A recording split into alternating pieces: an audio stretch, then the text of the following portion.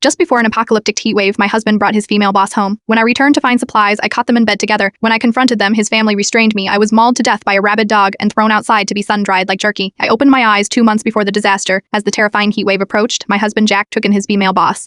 I naively thought they had a purely professional relationship, but I couldn't have been more wrong. That day, I returned home after scavenging for supplies, only to hear sounds of pleasure coming from the bedroom minus my husband and his boss. Enraged, I burst in and started fighting with her. But Jack, his sister Emily, and his mother Martha overpowered me and tied me up. Emily's rabid dog then mauled me to death. Fearing rabies, they abandoned the idea of keeping me as a food source. Instead, they threw my body outside where it dried up in the heat, leaving nothing but jerky. When I opened my eyes again, I had returned to 2 months before the heat apocalypse began. Why are you home? Jack asked, his face panicked when he saw me. Oh right, in my previous life I should have been at work at this time. I am just grabbing something, I replied. Oh, okay, be quick then. Jack's expression was unnatural. I noticed the sound of running water in the bathroom. Who's in there?